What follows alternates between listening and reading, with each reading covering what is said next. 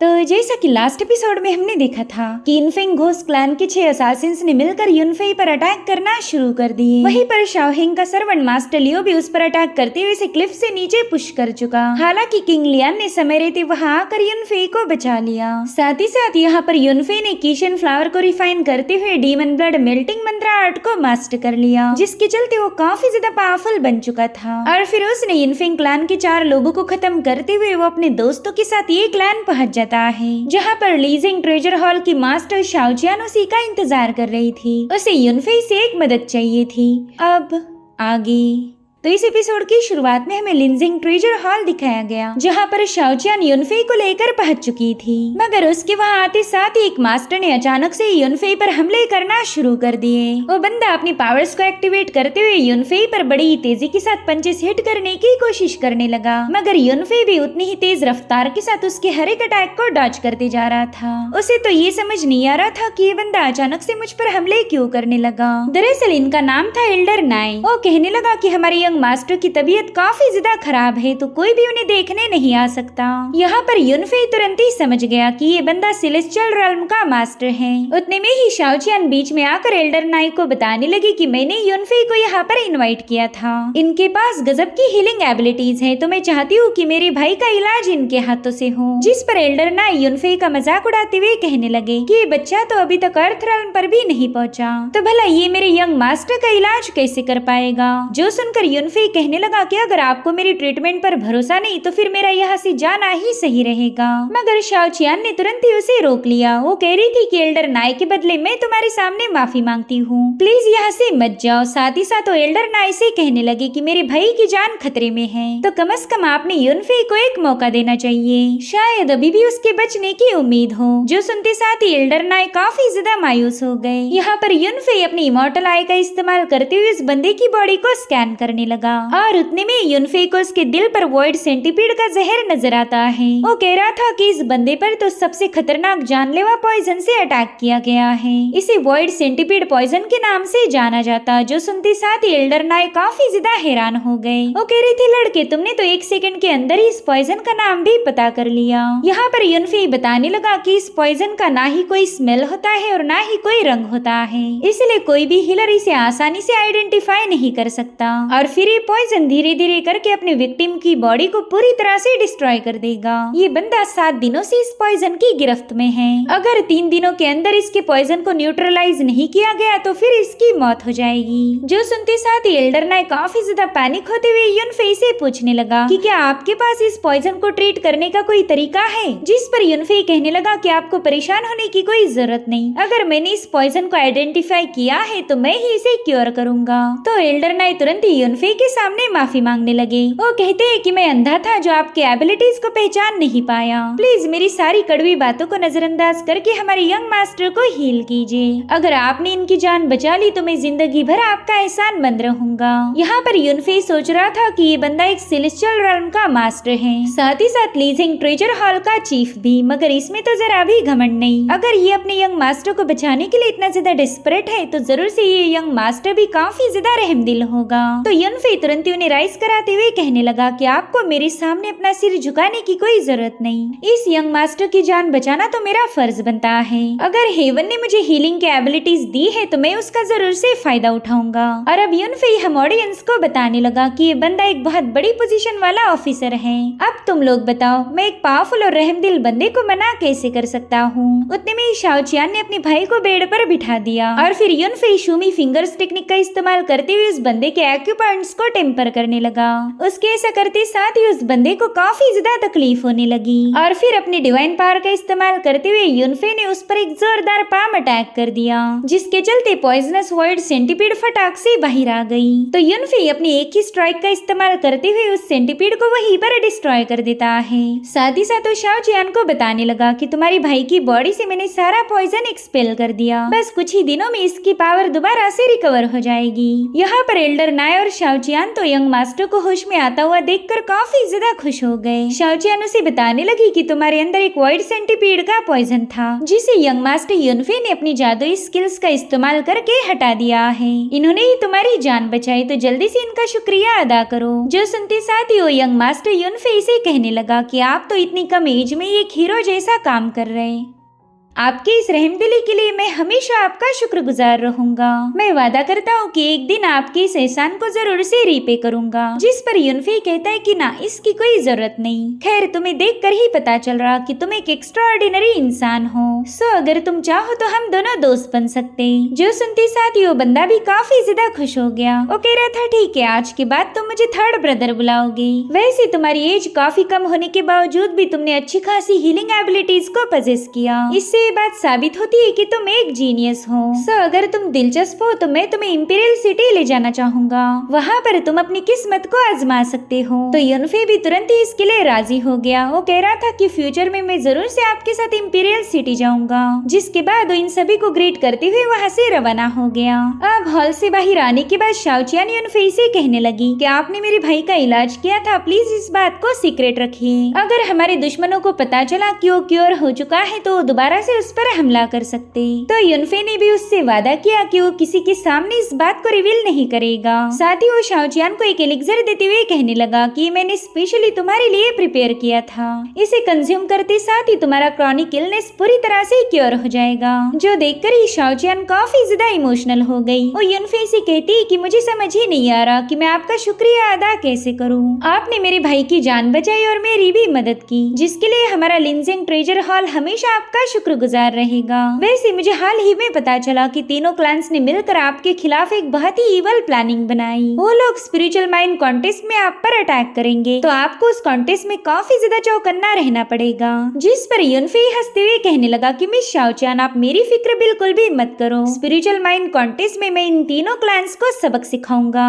अब ये सीन यहीं पर कट होकर हमें किन मैंशन दिखाया गया, जहाँ पर तीनों क्लैंस के एल्डर लड़कियों का डांस देखकर काफी ज्यादा मजे कर रहे थे। वहीं पर हम क्यू जुआन नाम के बंदे को भी देख पाते, जो कि इनफेंग घोस्ट क्लैन का मास्टर था। वो कहने लगा कि मैंने अपने 6 पावरफुल बंदे उस युनफे के पीछे लगवा दिए थे। मेरे ख्याल से अब तक तो उन्होंने उसे खत्म कर दिया होगा। जो सुनते साथ ही मास्टर किन जियोंग काफी ज्यादा खुश हो गया। वो कहने लगा कि मैं जानता ही था कि इस काम को बस तुम्हारा इनफेंग घोस्ट क्लैन ही पूरा कर सकता है। और उतने में इनफेंग घोस्ट क्लैन के 2 कल्टिवेटर्स वहाँ पर पहुँच गए। वो तुरंत ही अपने मालिक को बताने लगा कि हमने उस युनफे को खत्म करने की पूरी कोशिश की थी, लेकिन इसमें हम नाकाम रहे। इतना ही नहीं, उस युनफे ने हमारे चारों साथियों को मार दिया। जो सुनते साथ ही मास्टर जुआन अपनी एनर्जी को रिलीज करते हुए इन दोनों को पीछे की तरफ पुश कर देता है। वो कह रहा था कि तुम 6 लोग मिलकर भी एक मामूली से बंदे को खत्म नहीं कर पाए। तुमने तो मेरे इनफेंग घोस्ट क्लैन की इज्जत मिट्टी में मिला दी। वहीं पर शी फैमिली का मास्टर टियानियो और लियो फैमिली का मास्टर युनशा भी काफी ज्यादा पैनिक हो गए। वो कहते हैं कि घोस्ट क्लैन के लोग भी उस युनफे को खत्म नहीं कर पाए, जरूर से उस बंदे ने ब्रेक थ्रू कर लिया होगा। मगर किन जियोंग पूरी तरह से रिलैक्स था। वो कहता है कि तुम्हें युनफे का ज्यादा टेंशन लेने की कोई जरूरत नहीं। युनफे ज्यादा दिनों तक हमें तंग नहीं कर पाएगा,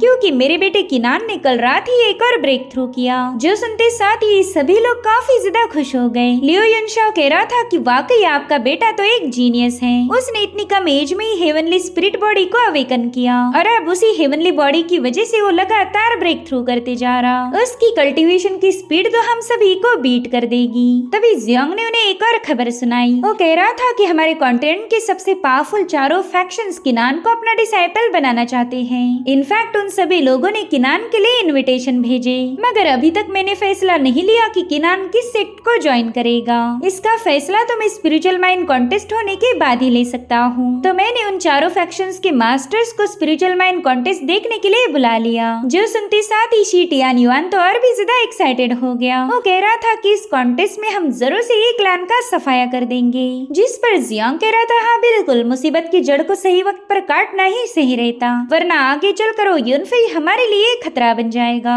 और उतने में यंग मास्टर शाओहिंग की वहाँ पर एंट्री हो गई। वो अपनी कमर मटकाते हुए हॉल में पहुँच गया था। साथ ही साथ वो इन लोगों से कहता है कि अगर आप युनफे को मारना चाहते हो तो हम भी इसमें शामिल होंगे। और अब हमें युआनयू सिटी का अरीना दिखाया गया। इसी जगह पर स्पिरिचुअल माइंड कॉन्टेस्ट होने वाला था। वेल, इस कॉन्टेस्ट को देखने के लिए ढेर सारे कल्टीवेटर्स जमा हो गए थे। यहाँ पर हम युआनयू सिटी के गवर्नर कांग्रेन को भी देख पाते हैं। वहीं पर युनफे का चचेरा भाई शियांग तो इस लोकेशन को देखकर ही शॉक हो गया। वो कह रहा था कि इस बार के स्पिरिचुअल माइन कॉन्टेस्ट के लिए इन लोगों ने बहुत ही भयानक माउंटेन को सिलेक्ट किया है। इस नॉर्थ माउंटेन पर क्लाइंब करना तो काफी ज्यादा मुश्किल है। और उतने में ये क्लैन के दूसरे कल्टीवेटर्स वहाँ पर पहुँच गए। वो शियांग से पूछ रहे थे कि बताओ तुम यहाँ पर क्यों आए हो, जिस पर शियांग कहता है कि भला मैं यहाँ पर क्यों नहीं आऊंगा, मैं भी ये क्लैन का डिसाइपल हूँ। जो सुनते साथ ही शुई ने तुरंत ही अपनी सोड उस बंदे पर पॉइंट कर दी, मगर तभी टियानफेंग शुई को रोकने लगा। वो कह रहा था कि युनफे ने खुद होकर शियांग को यहाँ पर इनवाइट किया है। युनफे चाहता था कि शियांग भी इस कॉन्टेस्ट में हिस्सा ले, जिस पर शियांग कह रहा था हाँ बिल्कुल, मैं ये क्लैन का एक आउटस्टैंडिंग डिसाइपल हूँ, तो मैं हमारे ये क्लैन की रेपुटेशन को बचाने के लिए सारी हदों को पार कर दूंगा।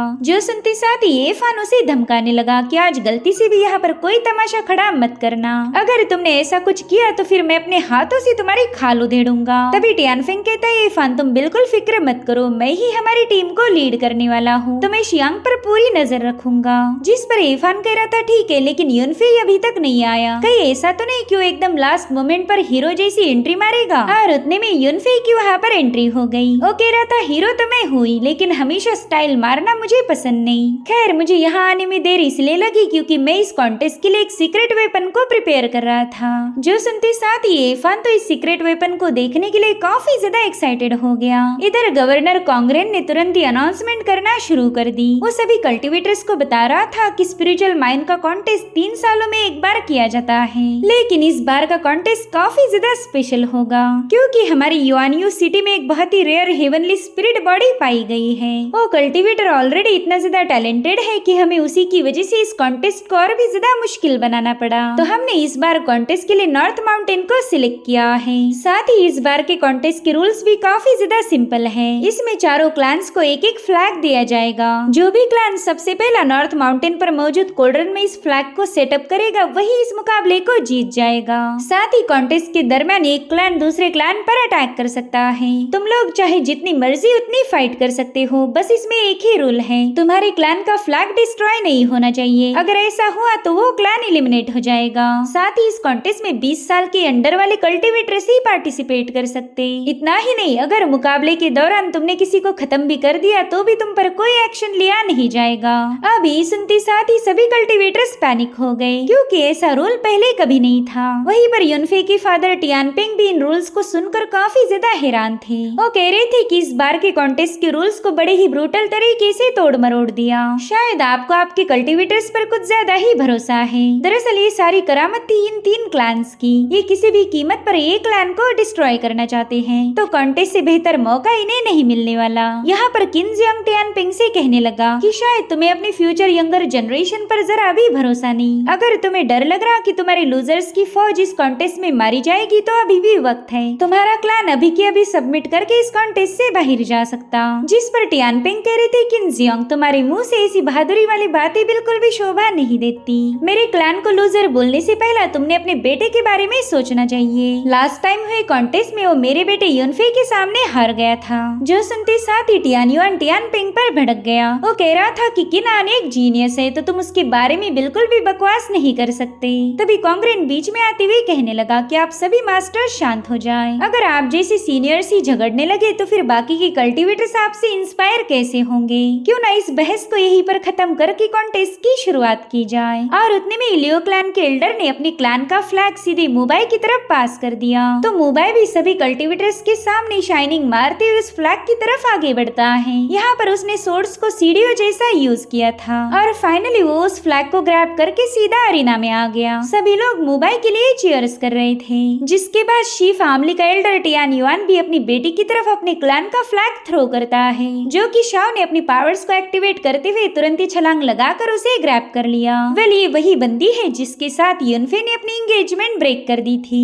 भले ही सभी कल्टीवेटर्स इसके दीवाने हो, मगर युनफे इसे जरा भी घास नहीं डालता। वहीं पर सीनियर टियानपेंग ने भी अपने एक क्लैन का फ्लैग उठाते हुए उसे सीधे टियानफेंग की तरफ थ्रो कर दिया। वेल इस फ्लैग से बहुत ही पावरफुल एनर्जी रिलीज हो रही थी, तो टियानफेंग ने भी अपनी पावर्स को एक्टिवेट करते हुए सीधे जाकर उस फ्लैग को ग्रैब कर लिया। अब यहाँ पर सभी कल्टीवेटर्स काफी ज्यादा कंफ्यूज हो गए। उन्हें ये समझ नहीं आ रहा था कि यंग मास्टर युनफे के होते हुए उन्होंने टियानफेंग के हाथ में फ्लैग क्यों थमाया। आया। यूनफे की मार्शल मेरिडियन तो ऑलरेडी रिस्टोर हो चुकी है, तो इस कॉन्टेस्ट को लीड करने का मौका यूनफे को मिलना चाहिए था। उनकी सारी बातें टियानफेंग ने भी सुन ली थी, मगर वो उन्हें कोई जवाब दे पाई इससे पहले यूनफे वहाँ पर पहुँच गया। वो कह रहा था, मेरे भाई टियानफेंग, तुम्हारी स्किल्स इस बार काफी ज्यादा इम्प्रूव हो चुकी। मैं खुश हूँ कि तुमने इतने कम वक्त में इतनी अच्छे से प्रोग्रेस कर ली। जिस पर टियानफेंग जवाब देते हुए कहने लगा कि इस कॉन्टेस्ट को मैं अपने अकेले के दम पर जीत नहीं सकता। अगर हमें जीत हासिल करनी है तो हम सबको एक साथ मिलकर एफर्ट्स लगाने पड़ेंगे।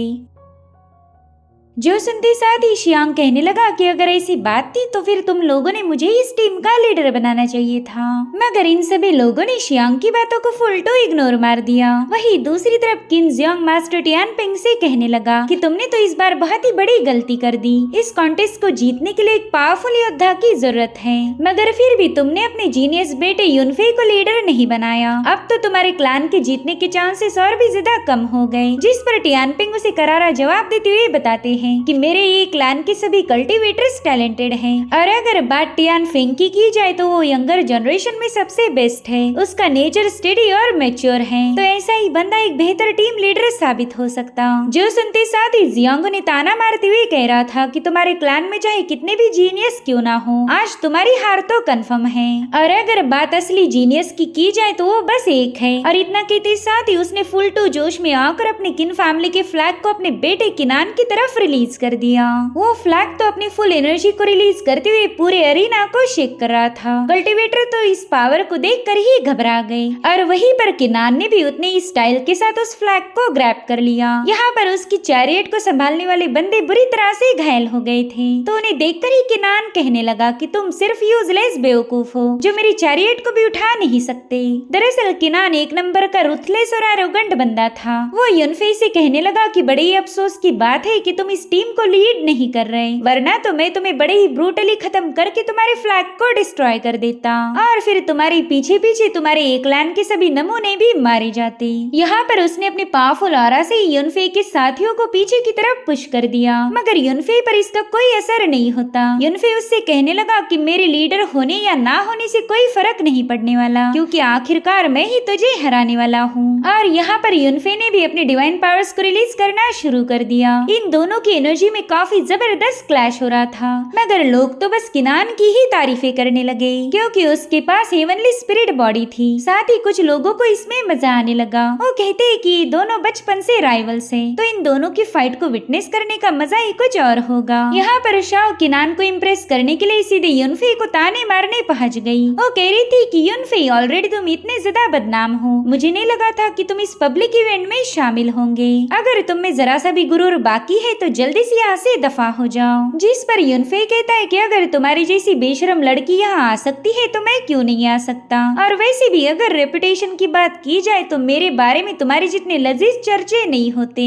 जो सुनते साथ ही शाओ उस पर काफी ज्यादा भड़क गई। वो कह रही थी कि बस तुम देखते जाओ कि कैसे मैं तुम्हारी इज्जत की धज्जियां उड़ाती हूँ। और उतने में वहाँ पर शाओ चियान भी यूनफे से मिलने पहुँच गई, तो यूनफे शाओ को धक्का मार के सीधे अपनी दोस्त से मिलने चला जाता है। शाओ चाहे उस पर कितना ही कीचड़ क्यों ना उछाले, यूनफे को उससे जरा भी फर्क नहीं पड़ता। वहीं पर हम मुबाई को देख पाते, जो कि काफी ज्यादा शर्माते हुए शाओ से बात करने लगा। दरअसल वो इस बंदी को पसंद करता था, मगर शाओ तो किनान के अलावा और किसी को रिस्पेक्ट नहीं देती। वहीं पर हम जा और यू को देख पाते, जो कि अपनी टीम को चीयर अप करने के लिए पहुंच चुके थे। अब बस थोड़ी देर में कॉन्टेस्ट शुरू होने वाला था, तो टियानफेंग अपनी टीम के साथ उनकी स्ट्रेटेजीज को डिस्कस करने लगा। वो कह रहा था कि हमें नॉर्थ माउंटेन के टॉप पर इन जंजीरों से जाना पड़ेगा। पहले जंजीरों को पार करना, फिर हम फॉरेस्ट में पहुंच जाएंगे, तो वहाँ से भी हमें क्लिफ को क्लाइम करके टॉप पर जाना पड़ेगा। यहाँ पर चारों क्लैंस के लिए सिर्फ 4 जंजीरें ही मौजूद हैं। अगर इन पर हमला हो गया तो हम सीधे नीचे खाई में गिरेंगे, तो हमें इन चेन्स पर काफी संभाल कर आगे बढ़ना होगा। साथ ही साथ हम पर अटैक होने का खतरा भी बना रहेगा। इसलिए मैं चाहता हूँ कि हम लोग 2 ग्रुप में डिवाइड हो जाएं। एक ग्रुप अटैक पर नजर रखेगा और दूसरा ग्रुप आगे बढ़ने पर फोकस करेगा। जाएगा। उसकी ये आइडिया युनफे को भी काफी ज्यादा पसंद आई। वो कह रहा था कि इसी वजह से मेरे फादर ने तुम्हें लीडर बनाया। तुम प्लानिंग बनाने में मुझसे कई गुना ज्यादा बेहतर हो। और उतने में गवर्नर कांग्रेन ने कॉन्टेस्ट को स्टार्ट कर दिया। तो ये सभी कल्टीवेटर फटाफट से उन जंजीरों पर उतर चुके थे, मगर किनान तो अभी भी आराम से बैठा हुआ था। उसे कोई जल्दी नहीं, और उसका ऐसा रवैया देखकर उसकी टीम को भी टेंशन आने लगा। उन्हें डर था कि कहीं किनान के एरोगेंस की वजह से वो इस मुकाबले में हार न जाए। इधर टियानफिंग अपनी टीम को लेकर काफी तेजी के साथ चेन पर आगे बढ़ रहा था, मगर तभी लियो क्लैन का यंग मास्टर मुबाई अपनी सोड को बाहर निकालते हुए सीधे उसे टियानफिंग की तरफ हिट कर देता है। हालांकि वो फ्लाइंग सोड टियानफिंग को कोई नुकसान पहुंचा पाई इससे पहले इशुई ने उसे हटा दिया, जो देखते साथ ही मुबाई अब अपनी सोड पर सवार होकर सीधे टियानफिंग का रास्ता रोकने पहुंच जाता है, जिससे टियानफिंग का बैलेंस शेक होकर वो सीधे चेन से नीचे गिरने लगा। लेकिन उसने जैसे तैसे खुद को संभालते हुए दोबारा से चेन पर वापस आ गया। वेल इस मुबाई की हरकतें देखकर युनफे उस पर काफी ज्यादा भड़क गया था। वो कह रहा था, मुबाई मैंने तो अभी तक तेरे क्लान पर कोई हमला नहीं किया था, लेकिन अब अगर तूने शुरुआत की है तो मैं इसे खत्म करूंगा। और इतना कहते साथ ही युनफे सीधे लियो क्लैन की चेन पर सवार हो गया। यहाँ पर उसने मुबाई के साथी पर हमला करते हुए इसे चेन से नीचे गिरा दिया, लेकिन वो मुबाई की टीम का और नुकसान कर पाई इससे पहले शाओ ने उस पर हमला कर दिया, जिससे तो युनफे बाल बाल बच गया था। यहाँ पर शाओ सीधे आकर उसके सामने कूद गई। वो कह रही थी कि मेरे होते हुए तुम लियो क्लैन को कोई नुकसान नहीं पहुँचा सकते। इधर मुबाई और टियानफिंग के दरमियान का मुकाबला शुरू हो चुका था। तभी युनफे ने एफान को सीधे मुबाई पर थ्रो कर दिया। यहाँ पर एफान का काम था मुबाई को बिजी रखना। तब तक उसकी टीम आगे बढ़ने लगी। वहीं पर हम शियांग को देख पाते जो कि रेंगते हुए चेन को क्रॉस करने लगा। यहाँ पर युनफे समझ गया कि उसे कुछ भी करके इस मुबाई को रास्ते से हटाना होगा, मगर वो मुबाई पर अटैक कर पाई इससे पहले उस बंदे ने स्नीक अटैक करते हुए अपनी शुरिकन ब्लेड युनफे पर थ्रो कर दी, जिसे युनफे ने तो डॉज कर दिया, मगर एफान काउंटर नहीं कर पाता, जिसके चलते वो बंदा सीधे खाई में गिरने लगा। और इसी के साथ एपिसोड यहीं पर एंड हो जाता है। Thank you so much for watching. Bye bye, take care.